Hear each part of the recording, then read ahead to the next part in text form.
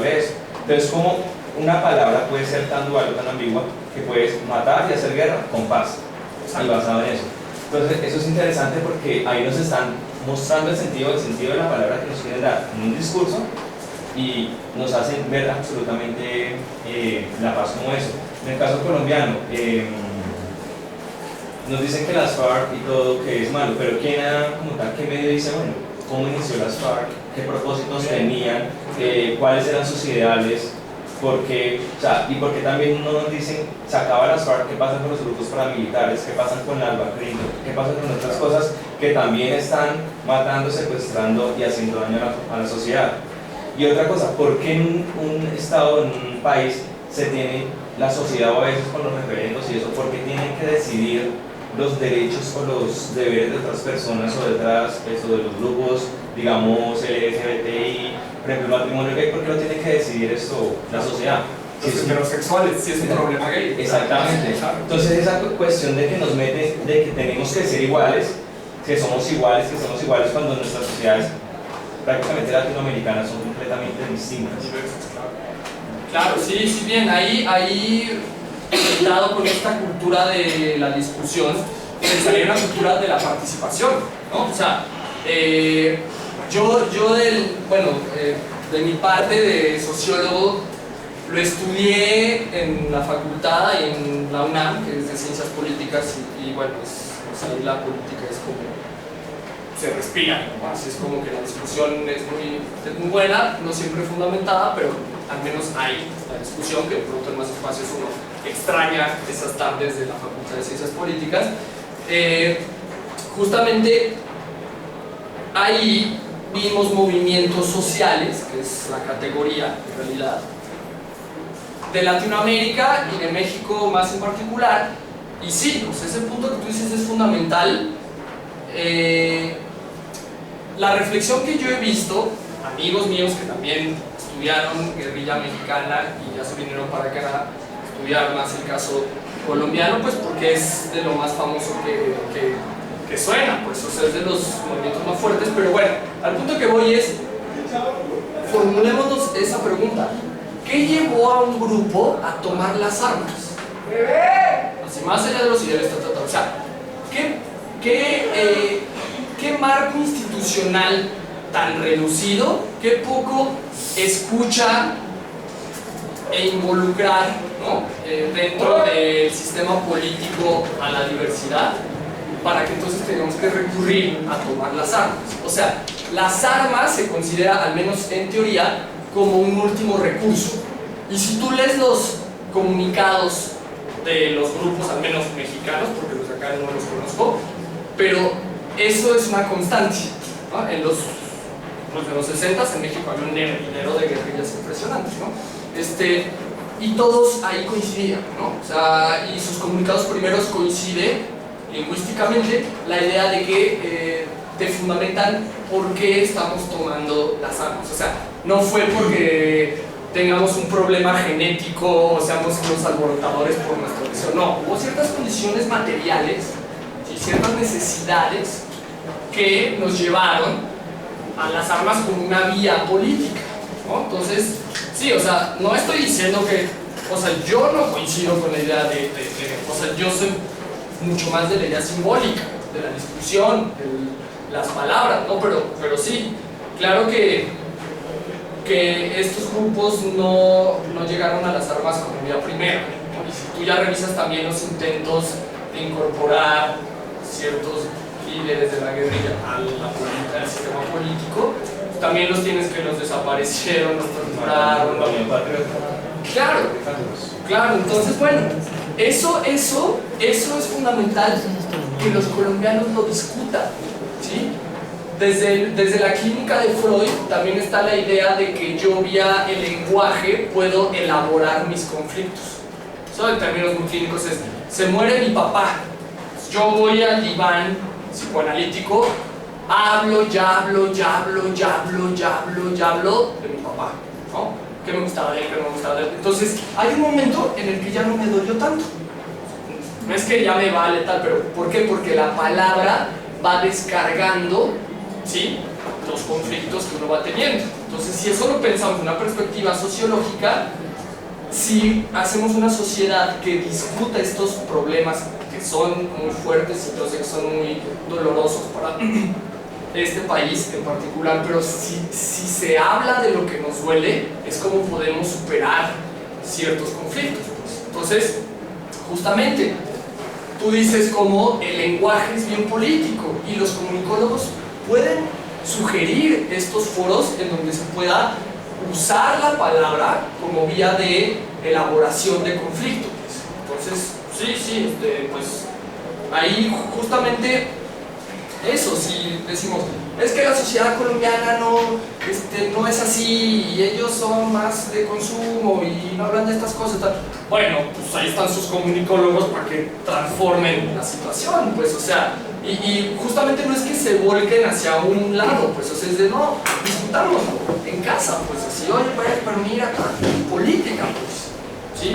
Hablar de política en casa, ¿no? O sea, con mis amigos, con los que me voy a jugar fútbol, con los que, ¿no? O sea, esas cosas, más allá de hacerlo de toda la vida, vinculémonos desde las ideas, pues. Es que inclusive ya la política se toma como un tema aburrido. A la gente se le ha vendido como, ¿para qué voy a hablar de política si lo puedo elegir usted para que hagan eso? O de gente ilustre y todo eso, entonces el pueblo lo tienen apartado porque es un tema aburrido, es mejor hablar de fútbol, de entretenimiento, de reality y eso. Entonces ya lo aparta tanto de eso que lo ve complejo y a la vez no participa, ni le interesa participar. Claro, el tema de nosotros como comunicadores sociales es eso. Y, o sea, no darle, ¿cómo se dice? Mostrarle herramientas y que a través de esas herramientas ellos se interesen. Exacto, porque piénsense desde su función histórica universitaria que tienen. Pues, o sea, ustedes no nada más están aquí para el grado y tener un buen trabajo. Sí, claro que sí. O sea, también no lo veamos como que el dinero está peleado de uno hacer cosas distintas y en pro de su sociedad, o sea, no necesariamente, ¿no? Entonces, pero más allá de un grado, tener esa conciencia de que ustedes y no nadie más, o sea, porque no van a venir de otro país y no van a venir los físicos y no van a, o sea, son los comunicólogos de Colombia los que tienen que hacer el cambio en Colombia. Entonces, tener esa conciencia de su responsabilidad histórica que tienen. Entonces, si ustedes no son, y ustedes dicen, no, pero va a seguir así, nunca van a cambiar, pues entonces, pues eso yo lo espero que lo diga una persona totalmente distante. Pero un comunicólogo que diga eso es como, parce, pues, ¿qué estamos haciendo aquí entonces? ¿No? Es verdad que Sí. quiero hacer digamos que transponerlo con la cultura del servicio. Y de pronto llevándolo un poco hacia mi realidad, cuando soy capaz de escuchar al cliente, cuando él tiene una expectativa, cuando él busca una necesidad y desde la comunicación organizacional somos capaces de entender la realidad de lo que el cliente espera, ahí es cuando uno se vuelve ese político del servicio, entre comillas, y es capaz de entender y el cliente siente la satisfacción del servicio bien prestado, ¿no? Y de una otra forma lo que dice Miguel cuando plantea la necesidad de que el pueblo se escuche.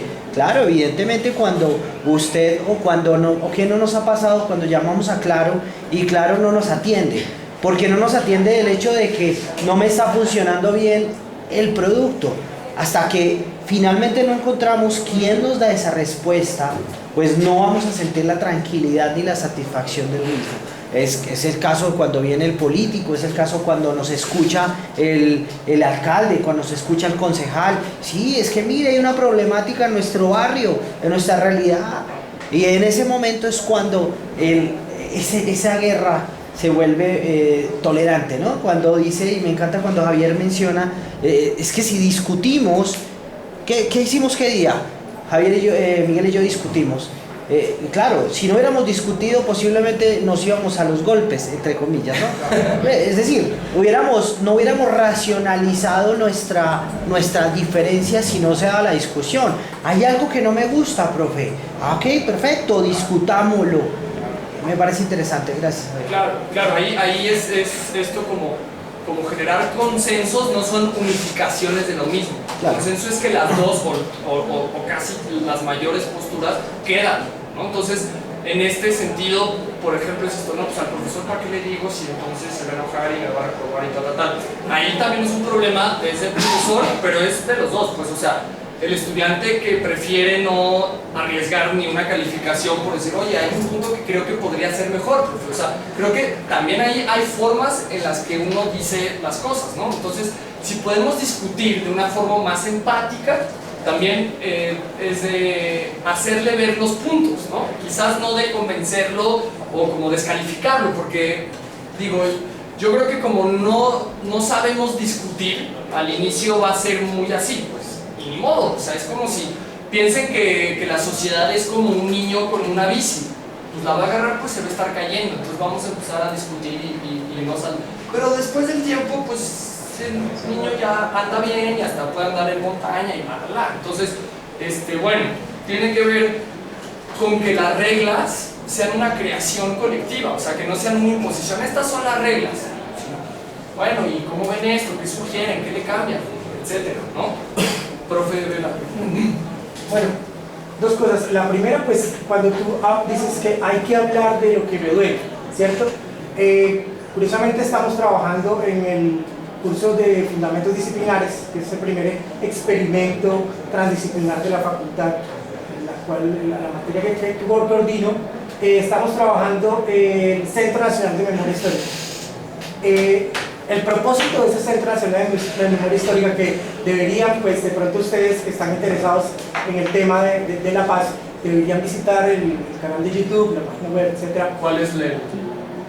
Un Centro Nacional de Memoria Histórica, no, así le muy fácil. Uno en Google. Sí, consigue uno muy fácil el canal de YouTube. Centro Nacional de Memoria Histórica. Sí. El propósito de ese Centro Nacional de Memoria Histórica es precisamente narrarnos eso que ocurrió, eso que durante 8 años o más nos ocultaron los medios, ¿cierto?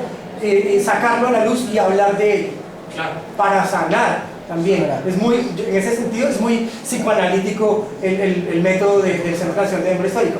Y Santos pues le da un espacio así como diciendo, bueno, pues que hablen, déjenlos que hablen, ¿sí? Bueno, es un esfuerzo pequeño, pero es un esfuerzo muy valioso y lo están haciendo desde la comunicación, lo están haciendo muy bien. Entonces sería muy chévere que lo apuntaran y lo visitaran. Lo otro es como que yo noté hace un momento como bueno, ¿y qué hacemos? Esa pregunta como, sí, chévere, la CAM, vidrio, sí, la CAM, vidrio, materiales, ahora no sé qué, pero ¿qué hacemos?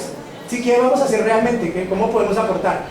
A mí me parece que desde la comunicación lo que habría que hacer sería generar nuevas alternativas de códigos estilísticos. ¿A qué me estoy refiriendo? Aquí en cualquier parte, la gran mayoría de la gente no está educada para ver, qué sé yo, debate semana, y en vez de ver debate semana, pues traen el reality, jajaja, y ay, que este canta horrible y este canta bien, que esta ya tiene aquello, este otro tiene lo suyo, qué sé yo. Ese formato es lo que atrapa, ¿sí? El código estilístico, eso es lo que llamamos código estilístico. El código estilístico hay que, digamos en este momento, transgredir los códigos estilísticos tradicionales del periodismo, en este caso, para llegar a seducir a esa gente que ya está seducida por el reality, que ya está seducida por la novela, que ya está seducida incluso por la farándula, la nota de farándula, etc. Y el ejemplo, para que no quede en abstracto, es el programa de Pirri. Programa en pseudo periodístico realmente. Yo tengo unas críticas fuertes hacia Pirri, pero lo que quiero señalar de ese ejemplo en concreto es el código estilístico y cómo él irrumpe, transgrede los códigos estilísticos tradicionales del periodismo, y ahí es cuando todo el mundo deja de ver el reality y se pone a ver Pirri, y todos saben, Pirri es la berraquera, Pirri, te amo, no sé qué, sí, todo ok, pero más allá de que Pirri sea para mí un pseudo periodista, él lo que está haciendo es mostrar un ejemplo muy claro de cómo transgredir los códigos estilísticos dentro del periodismo, y cómo sí se puede, al transgredir los códigos estilísticos del periodismo, hacer que la gente que está ya embelesada en esta pantalla voltee a mirar la mía. Esas dos cositas. Sí, digo, por ejemplo, estaba escuchando dos cosas ahí ya para terminar acá. Bueno, pues, reserva de que ya no tenga más. Dar cuenta en esto mismo que les decía del lugar social que están teniendo. Piensen ustedes, la minoría latinoamericana, colombiana, que tiene la oportunidad de venir a sentarse a un aula a escuchar una cátedra. Eso, o sea, hay que dar cuenta. En México es como el 0.04 de la población los que pueden llegar al aula universitaria. Es realmente nadie, pero bueno, al final del día nosotros somos los que lo logramos, nos ha costado tal, valorarlo por un lado y por otro aprovecharlo. O sea, ¿cómo voy a transgredir los códigos estilísticos, literarios, los formatos, los contenidos, tal, con una buena formación? Entonces ustedes que tienen el tiempo, aprovechenlo en devorarse la mayor cantidad de cultura que puedan. O sea, porque eso es lo que les va a dar los recursos para realmente poder tener la capacidad, y ya no solo el deseo, sino la capacidad de cambiar las cosas. Entonces, aprovechen que ustedes tienen una ventaja social más allá del resto de la población. O sea, si se compara con el resto de Latinoamérica, nosotros estamos o sea, en una situación bien privilegiada.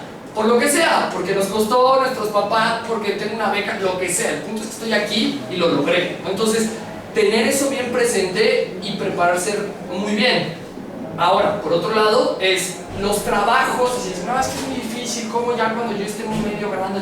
Bueno, comencemos por sus clases. El trabajo que les deja el prof y todos los trabajos finales que les piden, arriésguense. Ahí, estamos en la escuela, es como un ensayo previo. Nos estamos formando, entonces intenten desde los trabajos que les piden ya hacer cosas distintas.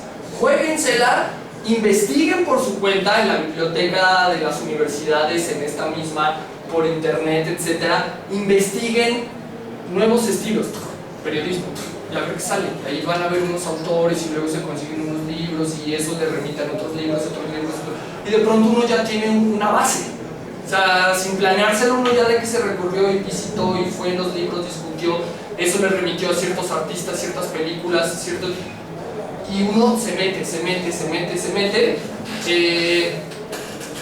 De pronto uno es muy curioso, y esto se escucha muy raro, pero hay un momento en donde uno prefiere quedarse los viernes a leer que a ir por las polas, porque si las polas es lo mismo, ¿no? Así como, pues sabes, lo mismo, y es más plata. Mejor la mitad de esa plata me compro el libro que quería y me lo leo toda la tarde. ¿No? Sí, eso no se logra nada más, o sea, porque si uno dice, no, pues es que lo tengo que hacer porque eso es lo correcto. No, o sea, uno lo tiene que hacer por deseo, pero para eso uno tiene que despertar su deseo abstracto, su deseo cognitivo, ¿no? Así como tal, o sea, que sustituyan la fiesta por el estudio, pero porque ya lo ven para ustedes, o sea, porque ya entendieron de qué se trata el conocimiento, ¿no? Así, no por una imposición de mis padres o del deber ser. Entonces, bueno, en este sentido, estas materias, en realidad toda su licenciatura, tiene que ver con que ustedes puedan ensayar esas cosas con más riesgo, pues, o sea, porque si no lo hacen aquí, si no comienzan aquí y creen que van a comenzar ya que tengan un momento estable de su vida, nunca va a pasar, ¿no? Eso, si uno no se lanza así conforme el tiempo y cree que, bueno, no, voy a estudiar las dos licenciaturas ya que tenga una licenciatura así como ya bien estable, ya que tenga 50 años y ya esté bien endeudado y ahí sí voy a hacer lo que siempre quise hacer. Eso no pasa.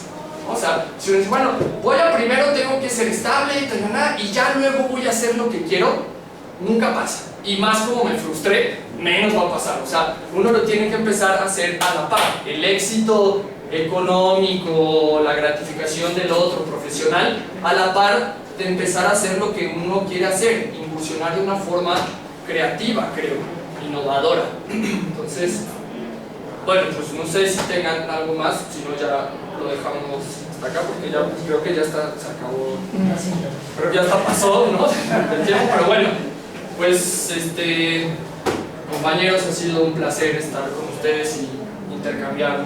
Maestro, ¿nos deja su correo, sus...? Sí, por favor. sí, miren, tenemos un Facebook donde nosotros hacemos seminarios libres, transdisciplinarios, y en YouTube tenemos varias clases.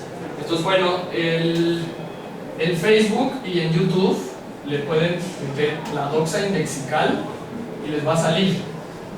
¿Okay? Si quieren algún correo, les dejo el mío, es hack-24@hotmail.com. Entonces, bueno, ahí podemos estar en contacto. Nosotros es un grupo, soy yo con otros 3 amigos, 4 que son los que van a ver el video.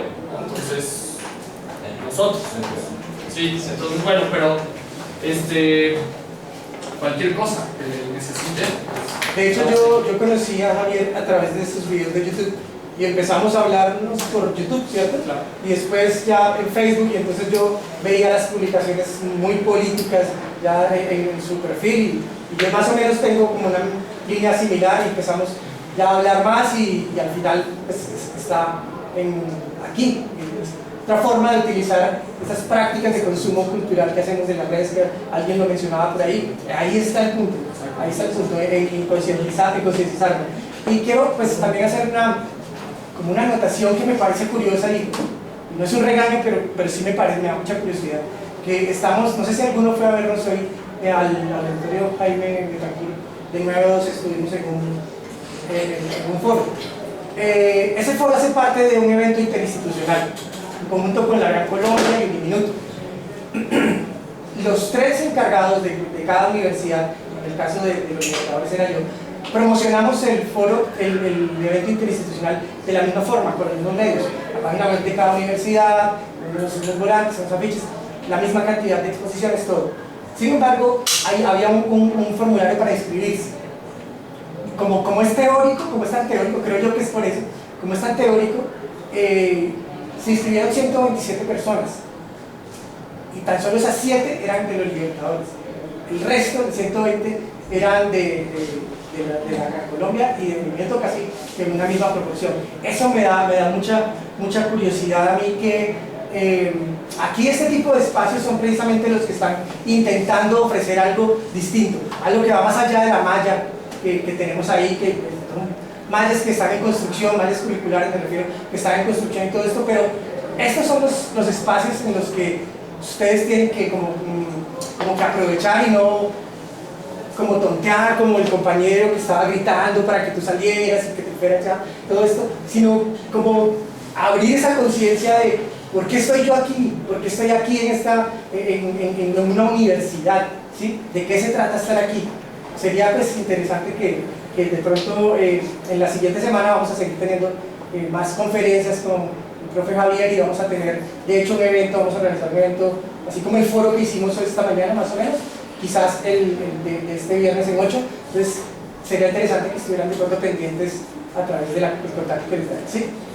Profe, que yo por ejemplo estuve muy pendiente de la universidad, destaco eso, publicito y promociono mucho por los televisores, por Twitter y por Facebook, la Semana de la Comunicación y los cronogramas, y digamos yo vine allá anoche, llegué aquí desde la mañana y estaba en todo, es porque me enteré por las redes, pero yo nunca vi una parte donde tuve que inscribirse, es decir, de eso no supe, entonces tal vez no hubo la misma promoción como hubo con los cronogramas, porque yo estaba todo, pero yo no sabía que había que inscribirme en algo. Claro, pero mi punto ahí es que se utilizaron los mismos medios de exposición publicitaria que en las otras 2 universidades. O sea, es innegable que aquí, en esta institución, hay un perfil también, hay un perfil en donde en la Facultad de Ciencias de la Comunicación se le tiene muy poco en cuenta a los encuentros de discusión teórica.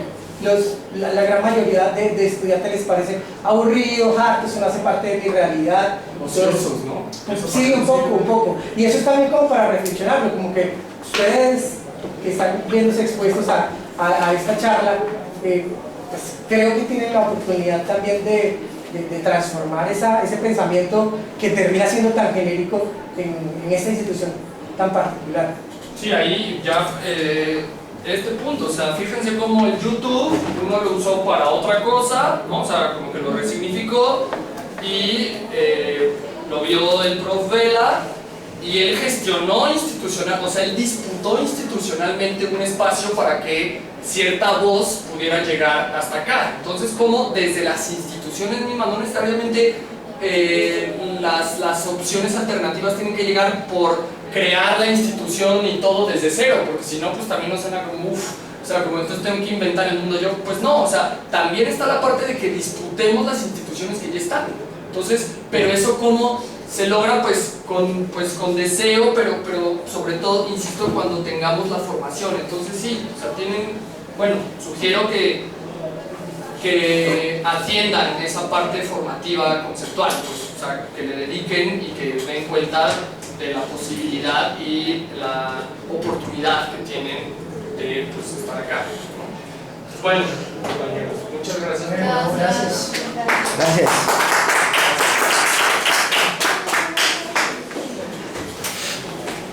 Muchísimas gracias.